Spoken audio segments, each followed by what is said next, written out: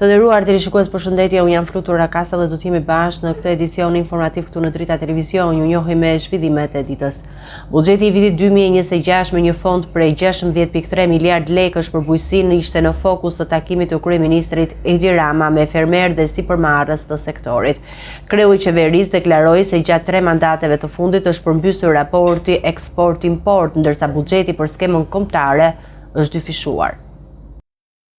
Mbështetja financiare për bujqësi në buxhetin e vitit 2026 ishte tema kryesore e diskutimit të kryeministrit Edi Rama me fermerët dhe sipërmarrës të sektorit. Në një fond prej 16.3 miliard lekësh, qeveria synon rritjen e mëtejshme të prodhimit vendas dhe përforcimin e konkurrenshmërisë në tregjet e huaja. Kryeministri Rama vuri në dukje se gjatë 3 mandateve të fundit është përmbysur raporti mes eksporteve dhe importeve bujqësore, duke theksuar se Shqipëria ka hyrë në një fazë të re të zhvillimit ekonomik. Por ajo që është akoma më rëndësishme, kemi përmbysur raportin e eksporteve me importet, të cilin e kemi gjetur një eksport 7 import, dhe sot jemi në 1-3, duke vazhduar të shkojmë drejt tendencës ulse edhe të treshit dhe synimi ynë është që të arrijmë objektivin e 1 eksport, 2 import, kur vjen puna tek prodhimi bujqësor. Është me shumë rëndësi që kemi sot një buxhet për vitin e ardhshëm jo thjesht më të lartë, por shumë më të lartë krahasuar me buxhetin e këtij viti dhe vetëm në skemën kombëtare shkojmë me një buxhet i cili është gati dyfishi i vitit që po përfundon. Kreu i qeverisë njoftoi gjithashtu se brenda këtij viti do të finalizohet ngritja e Bankës së Zhvillimit, e cila do të shërbejë një instrument i ri financiar për mbështetjen e projekteve dhe investimeve të fermerëve. Tregun e përbashkët evropian. Ne finalizojmë brenda këtij viti edhe Bankën tonë të Zhvillimit. Shqipëria do të ketë më në fund Bankën e Zhvillimit, e cila do të jetë edhe ajo një tjetër instrument për të mbështetur projektet e sipërmarrjes shqiptare, për të mbështetur edhe projektet tuaja. Rama u ndal dhe te roli i pushtetit vendor, duke kërkuar angazhim më të madh nga bashkitë për të qenë pranë fermerëve, jo vetëm me financë, por edhe me mbështetje institucionale dhe ekspertizë. Ai theksoi se procesi i integrimit të Bashkimit Evropian kërkon përgatitje serioze dhe se 4 vite ardhshme janë vendimtare për sektorin. Bashkimi Evropian vjen si një bekim për të gjithë ata që janë përgatitur, u vjen edhe si një mallkim për ata që nuk janë gati. Kërkesa për standardet e sigurisë, kërkesa për cilësinë, jo thjesht bëhet e pranishme në çdo hap, por shoqërohet me instrumenta kontrolli shumë të rreptë, që faktikisht të nxjerrin nga tregu. Mirpo, janë 4 vjet, dhe 4 vjet janë të mjaftueshme për të përgatitur për atë ditë, që ajo ditë t'ju gjej gati. Në përfundim, kryeministri deklaroi se ka ardhur koha për të vendosur vulën përfundimtare të transformimeve të nisura 3 mandate më parë, duke lidhur këtë me vetbesimin e marrë dhe me objektivin për të përmbyllur me sukses negociatat për anëtarësimin e Shqipërisë në Bashkimin Evropian.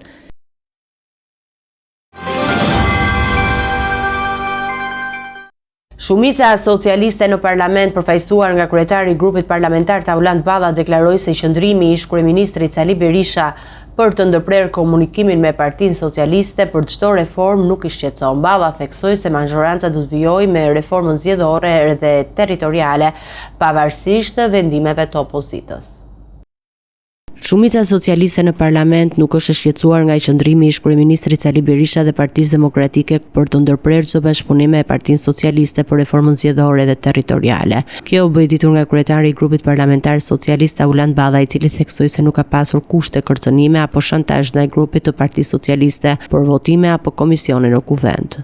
Kushte, kërcënime, shantazhime me histori komisionesh apo votimesh në kuvendin e Shqipërisë ndaj Partisë Socialiste, ndaj grupit saj parlamentar nuk ka. Me historinë që ne ikim, ne zvim, ne zvotojmë, ata të shohin punën vet, ne do shohim punën tonë. Ai shtoi se Partia Socialiste do të presë reflektim nga opozita, megjithëse bëri të qartë se majoranca do të vijojë me reformën zgjedhore dhe territoriale, duke eliminuar veton dhe bashkëdrejtimin e opozitës. Ne do të presim reflektim nga ana tyre, është një vendim emocional, i mirëkuptueshëm në kushtet e javës kaluar, por besoj që emocionet do t'u kalojnë edhe pas gjelit detit edhe baklavas. lutem, të mbaroj, dhe në janar, për shkak të mbylljes së sesionit, me fillimin e sesionit të ri, ti rikthehen punës. Në rast se nuk do ta bëjnë një gjë të tillë, duhet po e them sot që ata e prishin dakordsinë për të mos marrë pjesë në komision, ne e prishim dakordsinë për të ndryshuar shumicën në të dy komisionet. Në takimin e kryesisë së kuvendit u vërejt se deputetët e opozitës nuk kishin bojkotuar punimet e komisioneve parlamentare, një tregues i një qëndrimi të ndarë mes deklaratave politike dhe veprimeve praktike në kuvend. Mazhoranca socialiste duket e vendosur të vijojë me agjendën e saj, ndërsa opozita duhet vendos nëse do të rikthehet në dialog apo do të vazhdojë të qëndrojë larg bashkëpunimit. Partia Demokratike ka vendosur të ndërpres çdo negociat me Partinë Socialiste për zgjedhjen e kandidatëve në institucionet e pavarura nga kuvendi. Vendimi vjen pas procesit të përzgjedhjes së avokatit të popullit. Partia Demokratike njoftoi gjithashtu se ka një ndërprerje në bashkëpunimin për reformën territoriale dhe atë zgjedhore. Sipas kryetarit të Partisë Demokratike Sali Berisha, opozita do të ndjekë rrugën e protestave deri në krijimin e një qeverie teknike. Pas procesit të përzgjedhjes së avokatit të popullit, Partia Demokratike ka vendosur të ndërpresë çdo negociat me mazhorancën socialiste për kandidatët që pritet të votojnë në institucionet e pavarura nga kuvendi. Vendimi përfshin gjithashtu ndërprerjen e bashkëpunimit për reformën territoriale dhe reformën zgjedhore. Lideri i Partisë Demokratike Sali Berisha gjatë një konferencë përshtyp deklaroi se opozita nuk ka më asnjë rrugë tjetër përveç protestave, të cilët sipas tij do të vazhdojnë deri në krijimin e një qeverie teknike. Rruga jonë është rrugë e protestës. Ata që kanë guxim të bashkohen me ne në të rrugë, gjërë triumfin e kauzës tonë të drejtë. Diktaturat kur nuk rrëzohen me votë. Diktaturat janë rrëzuar dhe rrëzohen me revolt. I pyetur për afatin e 22 janarit vendosur nga kryetari i grupit parlamentar socialista Uland Balla për rikthimin e opozitës në komisionet e reformës territoriale dhe zgjedhore, Berisha u mjaftua me një koment të shkurtër. Taulan Toyota Yaris duhet ishte për veprat penale që ka kryer i dënuar të paktën me 30 vjet burg, porosit si vrasjeve, sipas dokumentave zyrtare, të shkatruara me proces verbale, bashkëpunëtori ngushtë i krimit. Taulan Balla është i regjistruar, por mbrohet nga Altin Troplini në dosjen Toyota Yaris. Janë që të gjitha këto në dokumenta zyrtare që unë i kam paraqitur shumë herë. Taulan Balla është një delinkuent ndër më kryesor në politikën shqiptare sot pas Edi Ramës. Gjatë konferencës përshtyp, Berisha akuzoi gjithashtu qeverinë për nismën e të ashtuajturit paketa e maleve, për të cilën tha se po përdoret për të dhënë toka në zona bregdetare interesave klienteliste. Do shifni këtu që paketa e maleve, që se si Edi Rama e zbret paketën e maleve në lartësinë 10 metra nga niveli i detit dhe lartësinë maksimale gjerë në 100 metra mbi nivelin e detit. Pra do shifni këtu se si Edi Rama ka përdor me këtë vendim, ka transformuar paketën që ai miratoi për zonat malore në paketën e drogës dhe mafjes së tij. Qëndrimi i Partisë Demokratike vjen në një moment tensionesh të shtuara politike, ndërsa mazhoranca ka paralajmëruar se do të vijojë punën për reformën dhe për bashkëpunimin e opozitës. Gjatë vizitës së tij të detyruar në SPAK, ish kryeministri Sali Berisha kritikoi ashpër kryeministrin Edi Rama, gjyqtarët e kushtetueses dhe kryeprokurorin Altin Dumani. Ai lexoi një letër për Dumanin duke i cilësuar armik të egër të pluralizmit politik dhe duke akuzuar për shkelje të kushtetutës dhe veprime në interesa politike. Ish kryeministri Sali Berisha gjatë vizitës së tij të fundit të detyruar në SPAK nuk i kurseu kritikat ndaj kryeministrit Edi Rama, gjyqtarëve të gjykatës kushtetuese dhe trupës së prokurorëve antikorrupsion, duke përfshirë edhe kryeprokurorin Altin Dumani. Altin Dumani do mbahet mend si një armik i egër i pluralizmit politik, si njeriu që arrestoi në vitin elektoral. Në vitin elektoral për të fituar partia e tij, liderët e partive kryesore opozitare.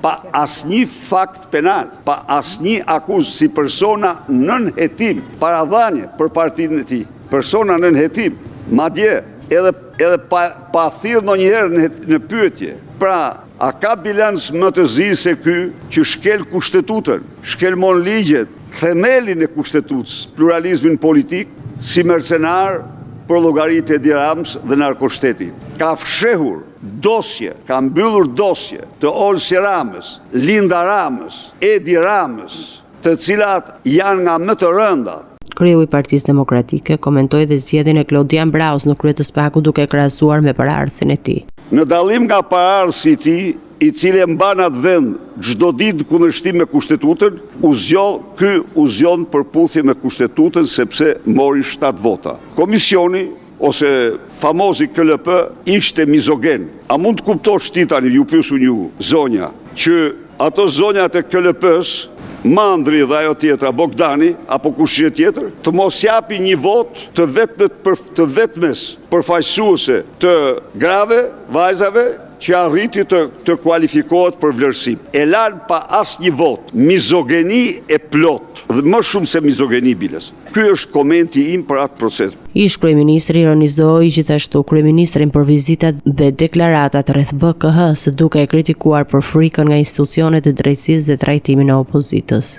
Rama i tmerrur e mbajti të fshet 20 e sa ditë dhe nxori të nesërmen e vendimit të irenave të kushtetuesës, të vendimit antikushtetues, antiligjor, të turpshëm, të paprecedent në historinë e Europës dhe të botës, për një vend me shtet ligjor. Kjo i dha zemër Edi Ramës.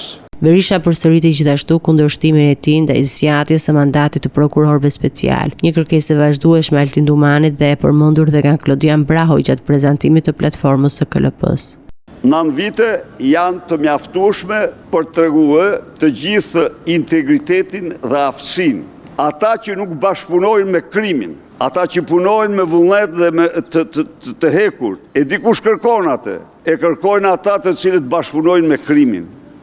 Kryebashkiaku i Tiranës Erion Vilia ju ka kërkuar antarëve të Këshillit Bashkiak që të mos miratojnë buxhetin e vitit 2026 pa konsultim paraprak me të. Në një letër drejtuar 61 këshilltarëve, Vilia i thekson se çdo akt pa pjesëmarrjen e tij nuk reflekton vullnetin politik të qytetarëve. Ai argumenton se mos konstituimi përbën devijim nga standardet e qeverisjes vendore dhe pengim të mandatit të zgjedhur. 3 ditë para zgjedhjes së Këshillit Bashkiak të Tiranës, kryebashkiaku Erion Vilia i ka dërguar një letër drejtuar 61 antarëve të Këshillit ku kërkon që çdo vendim, veçanërisht miratimi i buxhetit të vitit 2026, të bëhet vetëm pas konsultimit të drejtë për drejtë me të. Ju drejtojmë në cilësinë time kushtetuese dhe ligjore si kryetari i zgjedhur i Bashkisë së Tiranës për t'ju kërkuar që përpara shqyrtimit dhe miratimit të konsultoni dhe të merrni paraprakisht mendimin dhe vullnetin tim institucional mbi projekt buxhetin e Bashkisë së Tiranës për vitin 2026.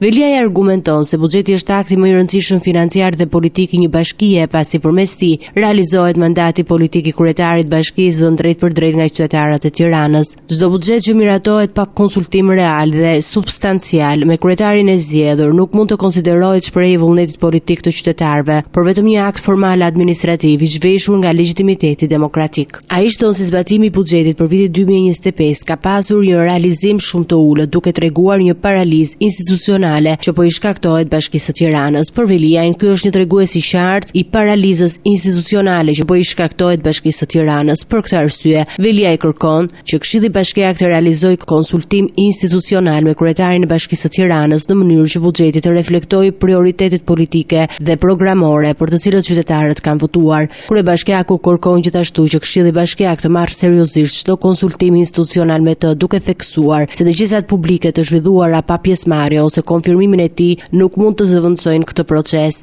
Miratimi i projekt buxhetit pa propozim dhe konfirmimin e kryetarit të zgjedhur do të institucionalizonte përjashtimin e tij nga ushtrimi i funksioneve kushtetuese dhe do të cënonte legitimitetin demokratik të vendimeve të Këshillit. Protesta organizuar nga Adriatic Lapa i para kryeministrisë ka nisur me tensione dhe përplasje me policinë. Protestuesit janë përplasur me kordonin e forcave të rendit dhe kanë tentuar që të kthyen gardhin metalik të vendosur për masa sigurie. Shkak për konfliktin është bërë largimi i protestuesve nga zona ku ato kanë qëndruar prej disa ditësh.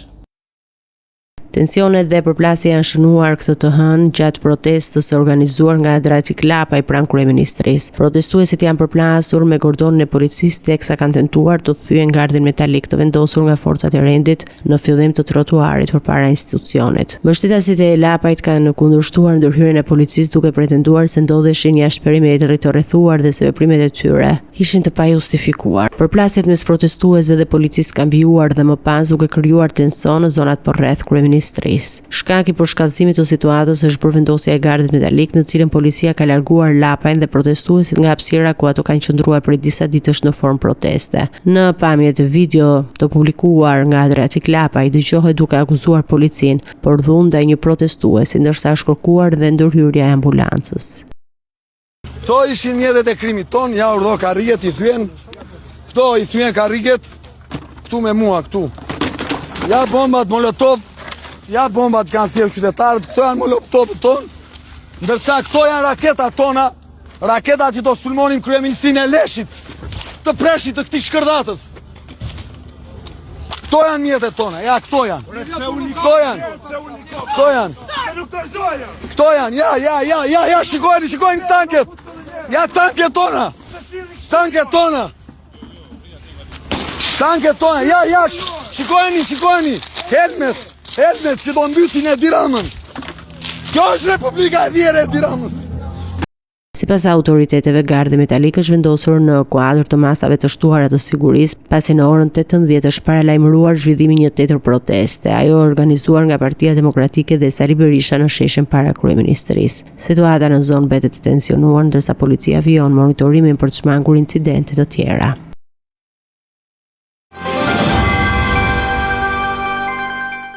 Një ngjarje e rëndë është regjistruar këtë të hënë qafën e Llogaras, ku një automjet është përfshirë nga flakët. Brenda mjetit të djegur është gjetur trupi i pajeti një personi. Policia dyshon se viktima mund të jetë vrarë dhe më pas është bërë dhe djegja e automjetit për të fshehur gjurmët e krimit.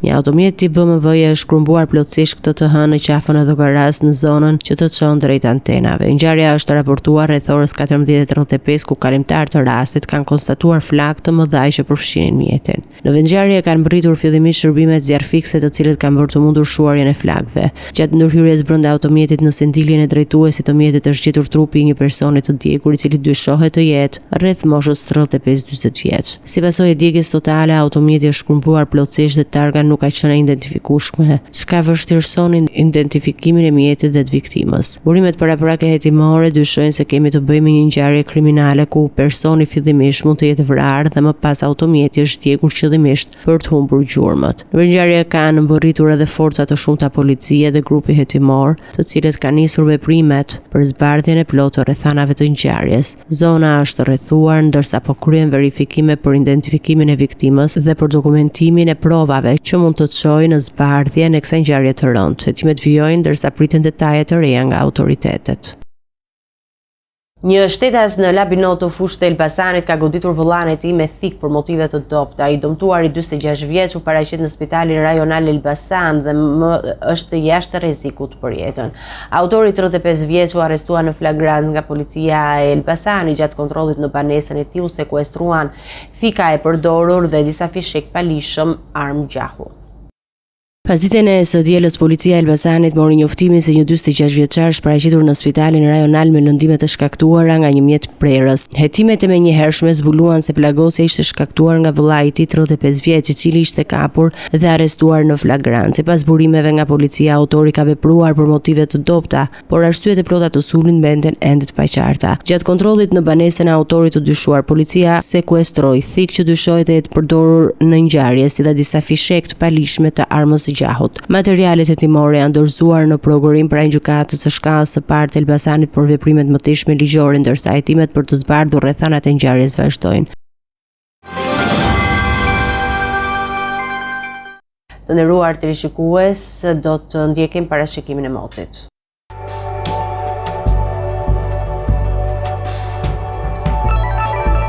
Territori shqiptar për datën 16 dhjetor 2025 do të vijojë të jetë në ndikimin e masave ajrore të qëndrueshme, duke sjellë mot kryesisht tek thjellët dhe me dominim të diellit në të gjithë territori. Paraditja do të jetë tek thjellët në të gjithë vendin, ndërsa pasditja vijon me mot të kthjellët dhe vranësira shumë të pakta pareshje. Temperatura minimale pritet të zbresë deri në 4 gradë Celsius në zonat malore, ndërsa ajo maksimale do të arrijë deri në 15 gradë Celsius në zonat e ulta dhe bregdetare. Gjatë ditës priten rreth 5 deri në 6 orë diell në shumicën e territorit. Era do të fryejë lehtë deri mesatare nga drejtimi verilindor me shpejtësi 2 deri në 4 metra për sekond, ndërsa për gjatë vijës bregdetare her pas here deri në 5 metra për sekond. Deti do të paraqitet me dallgëzim të ulët një ball. Indeksi ultraviolet për Tiranën më 16 dhjetor 2025 pritet të jetë i ulët rreth 2. Sipas burimeve astronomike, lindja e diellit në Tiranë më 16 dhjetor do të jetë në orën 6:53, ndërsa perëndimi në orën 16:19 minuta. Temperaturat minimale dhe maksimale për disa qytete kryesore të Shqipërisë do të jenë si më poshtë. Shkodër 9 deri në 13 gradë Celsius. Kukës 8 deri në 13 gradë Celsius. Peshkopi 8 deri në 12 gradë Celsius. Tiranë 12 deri në 14 gradë Celsius. Durrës 9 deri në 15 gradë Celsius. Kavaj 8 deri në 14 gradë Celsius. Elbasan 11 deri në 15 gradë Celsius. Berat 8 deri në 14 gradë Celsius. Korçë 4 deri në 10 gradë Celsius. Vlorë 11 deri në 14 gradë Celsius. Gjirokastër 8 deri në 13 gradë Celsius. Sarand 9 deri në 15 gradë Celsius.